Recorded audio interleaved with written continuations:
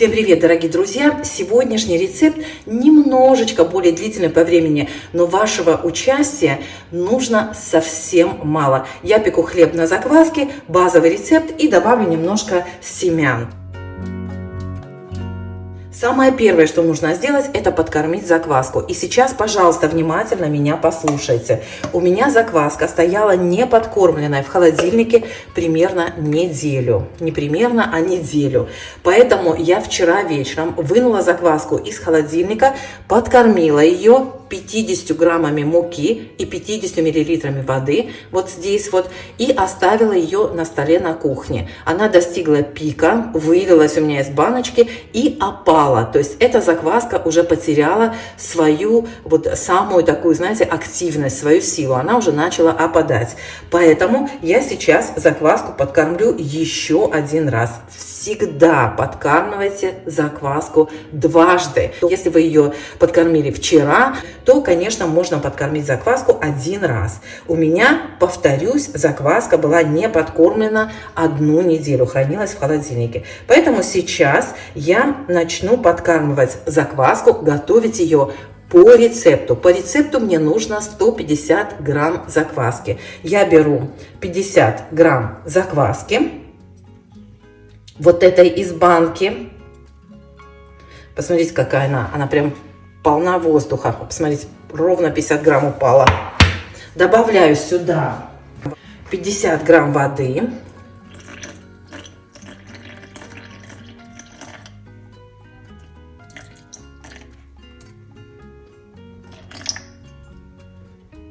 Если там что-то, 1 лишний грамм упадет, то ничего страшного. И добавляю сюда 50 грамм муки для хлеба. Всего у меня получится 150 грамм закваски, которая мне нужна по рецепту.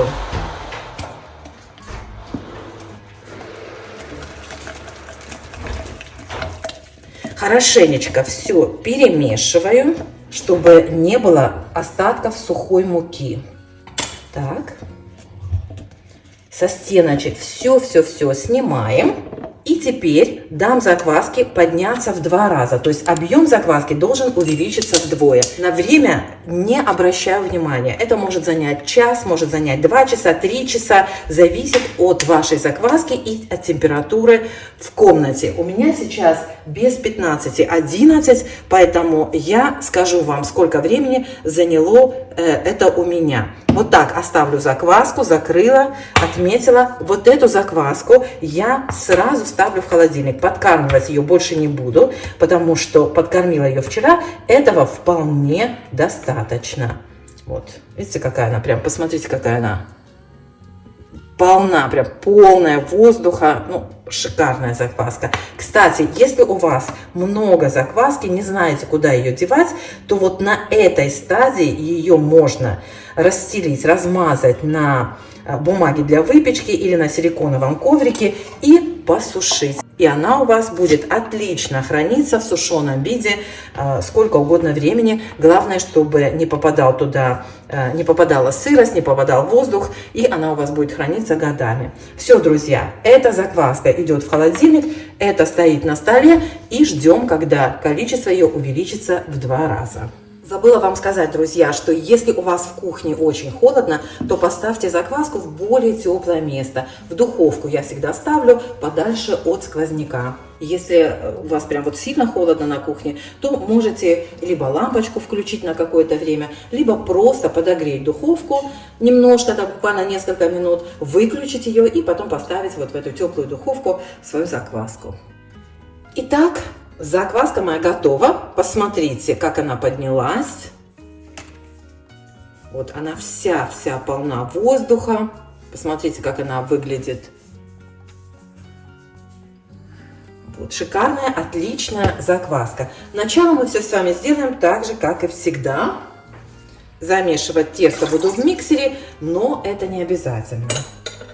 Очень вам советую, друзья, внимательно относиться к рецепту и к мерам веса, объема и все такое. Поверьте, лишняя столовая ложка воды, это я вам говорю из своего опыта, имеет огромное значение для результата выхода теста, вот так скажем, да, потому что из своего опыта знаю точно, что даже лишняя ложка воды уже имеет большое значение. Посмотрите, это называется float тест. Закваска плавает. Сейчас я ее все выскребу. Посмотрите, какая пышная, хорошая, здоровая, сильная закваска. Вот посмотрите, как она плавает. Вообще-то вам видно что-нибудь? Так, наверное, лучше всего. Как видите, закваска просто шикарная, отлично поднялась, полна воздуха. Будем замешивать тесто. Господи, развела тут безобразие, прям обнуляю весы и просею сюда 500 грамм муки. Мука у меня хлебная с высоким содержанием протеина. Вот в этой конкретно муке у меня 14%, 14 или 13, ну потом скажу. Так, сколько у меня здесь? 14% белка. Хочу проверить, друзья, сколько это 10 грамм соли. На 500 грамм муки нужно 2% соли. Это значит 10 грамм. Вот давайте мы с вами проверим. Я беру вот так чайную ложку без горки. И это практически 9 грамм. Видите? То есть 1 чайная ложка соли. То есть примерно 1 чайная ложка соли. Ну давайте еще раз проверим. Я взяла без горки. Давайте сделаем вот так вот. Смотрите, с небольшой горкой. И вот они, наши 10-11 грамм. Добавляю сюда соль и замешаю тесто в миксере. Разные пекари делают по-разному. Многие смешивают муку и воду без закваски и без соли и оставляют на 1 час. Этот процесс называется autolysis. Автолизис. Да? Правильно я произношу. Но, наверное, половина пекарей смешивает все продукты одновременно и потом оставляет на 1 час. И называют этот процесс ферментолизис. Поэтому выбирайте удобный для вас процесс. Я смешиваю все вместе, как вы видите, и потом уже оставляю тесто на ферментолизис, как его называют, на 1 час. Делается это для того, чтобы мука хорошо набухла, собрала всю воду, как бы, знаете, и начал вырабатываться глютен, ну или клетчатка.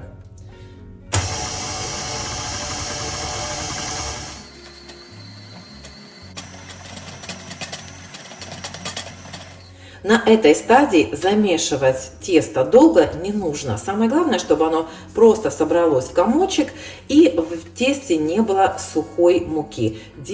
Замешивать тесто можно даже руками, просто в принципе все перемешать и все, даже не замешивая слишком сильно. Но мне удобнее это делать в миксере, поэтому я делаю это в миксере. Когда я пеку хлеб для себя, не снимая видео, я просто оставляю в этой же миске и продолжаю весь процесс в этой миске, да, вот в миске для миксера. Но для того, чтобы вам лучше было видно, я сейчас тесто переложу в прозрачную посуду, и чтобы, в общем, весь процесс будет продолжаться в ней. Как смотрите, тесто особо не липнет. Уже многие из вас знают, что у меня вот эта миска для теста только. Слегка буквально, посмотрите, ну вот буквально просто слегка смазываю маслом. Ой, руки посмотрите, чем запачкала.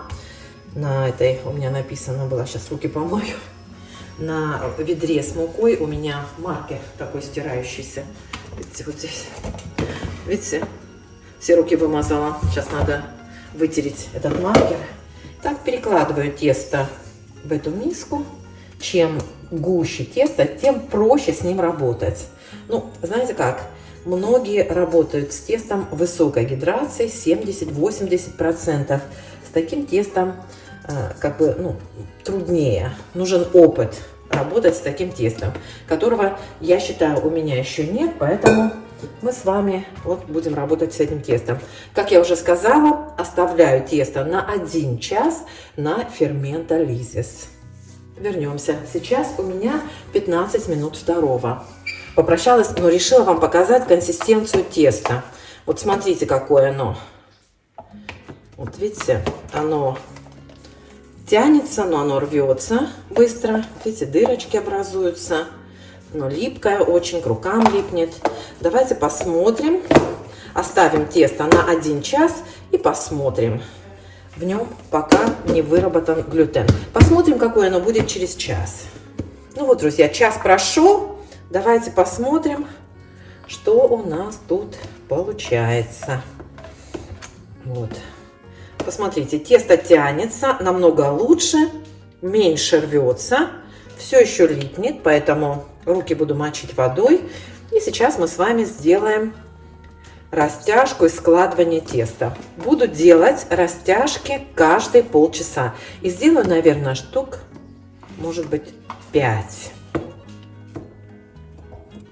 Именно поэтому я сказала, что вот по времени занимает чуть больше. Хотя в промежутках делать, в принципе, ничего не нужно. Нужно просто хорошо растянуть тесто и сложить его вот так пополам. Очень многие складывают только в 4 раза. То есть вот берут 1, 2, 3, 4 по часовой стрелке или как вам угодно. Вот я складываю так небольшими кусочками. Возвращаюсь через полчаса. Ну вы видите, да, что тесто вот намного уже более эластичное.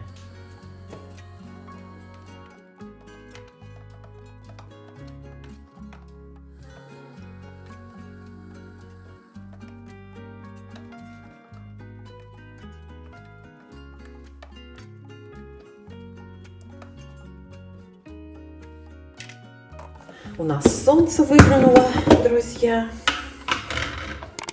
Вот, посмотрите, какое тесто, видите, да? Оно уже практически отходит от стенок миски. Хорошо растягиваются. Посмотрите, какая прелесть. Вам видно, я надеюсь, что структура теста совершенно другая уже. Оно очень-очень эластичное.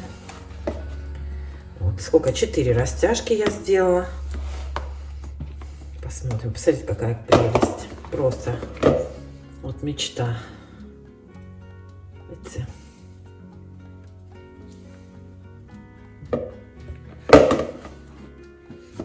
Так, прям точно-точно 30 минут.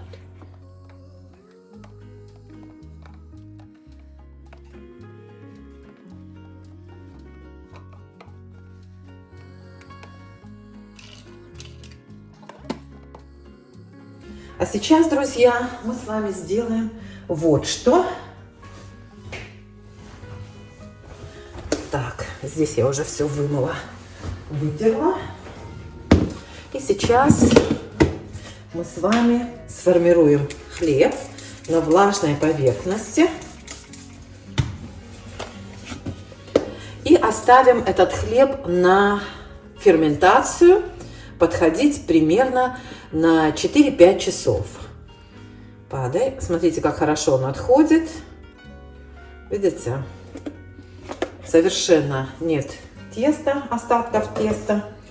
Вот, ручки тоже нужно смочить водой. Так, и я просто хочу добавить семена на этой стадии. Поэтому я вот так вот тесто распределю, посыплю семечками.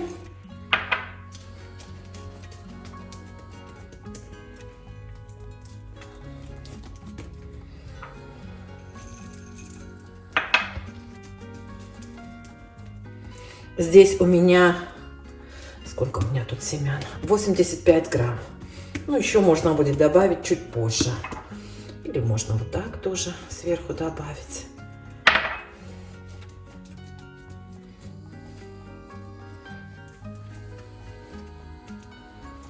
Вот так. И оставлю тесто подходить, как я уже сказала, на 4-5 часов. Может быть, чуть больше, может быть, чуть меньше. Нужно, чтобы тесто увеличилось в размере примерно на 50%. Даже не вдвое. Ну, можно и вдвое, но хотя бы на 50%.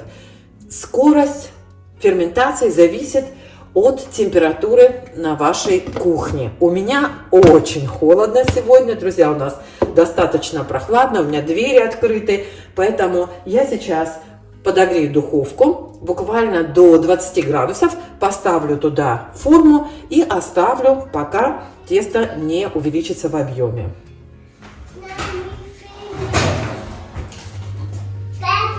Вот и все. Все? Yeah, okay. Ну что, друзья, вот так выглядит мое тесто. И сейчас я его переложу в форму и вынесу в холодильник. Форму, кстати, я уже смазала рисовой мукой. Давайте немножко присыпем семечками. Выкладываю тесто на влажную поверхность. Не хочу его руками трогать, чтобы не выбить весь воздух. Руки тоже смажу водой. Растянем тесто.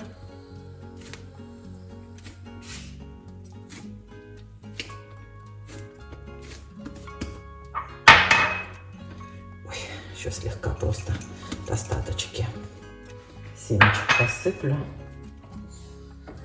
Еще есть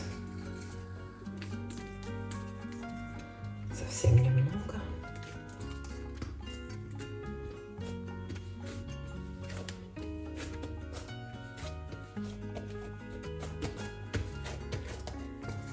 Вот так.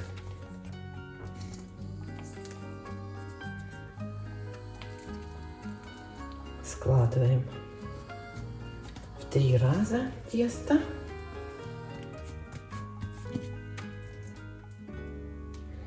Теперь сворачиваем так.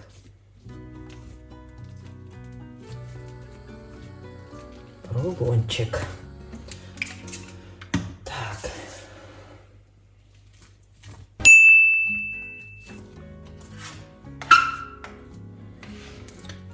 С натяжкой формируем так буханочку.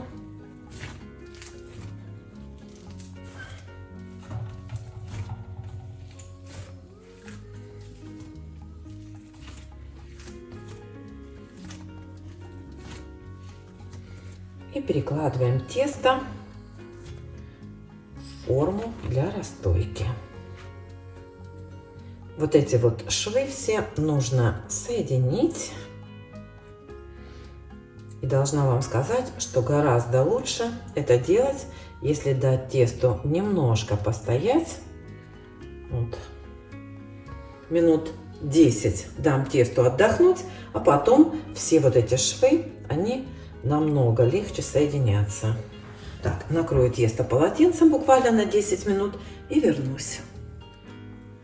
Так вот, соединяем швы, закрываем, не соединяем, а закрываем.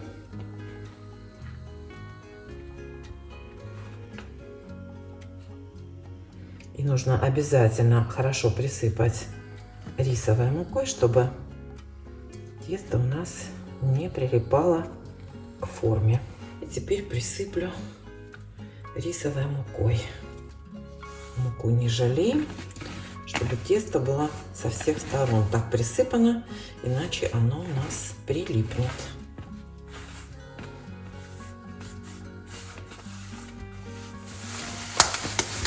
Вот и все. Накрываю пленкой и ставлю тесто в холодильник до завтра. Завтра вместе с вами будем печь и посмотрим, имеет ли значение более длительная ферментация. Обычно я так долго тесто не оставляю, в смысле в теплом месте, обычно на часок, полчаса, час. Но вот сегодня решила оставить на ферментацию подольше, то есть дала тесту подойти в теплом месте. Ну, посмотрим, есть ли разница. Всем пока, спокойной ночи. Всем доброе утро, друзья. Посмотрите, какое у меня тесто. Отлично оно поднялось, ну, скажем так, достаточно хорошо. И должна вам сказать, что в этот раз у меня тесто подходило на самой верхней полке в холодильнике. которая является самой теплой. Там теплее всего. Даже на это, наверное, нужно обращать внимание. Ну, теперь давайте перевернем хлеб на форму. Так, можно и на стол перевернуть аккуратненько. Посмотрите, он отлично выпал.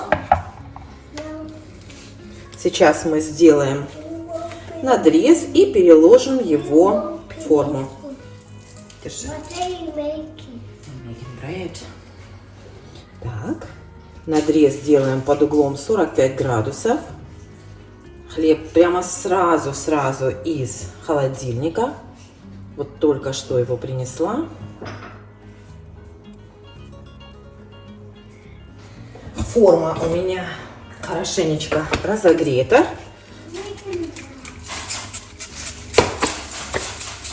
Хорошенечко сбрызгиваю хлеб. Попробовала бросать лед, мне не понравилось. Чуть-чуть стороночку отодвину. Накрываем плотно крышкой и в духовку на 25 минут. В этот раз, друзья, решила выпекать при более низкой температуре. Убавила температуру духовки до 230 градусов. Также 25 минут поставила таймер, потом крышку снимем. Ну вот, посмотрите, какой получился хлеб. Смотрите, какая красота получилась. Вот такой он внизу. Ну, вот такой у нас вот хлеб. Хорошо открылся. Остынет и будем пробовать. Посмотрим, какой он внутри.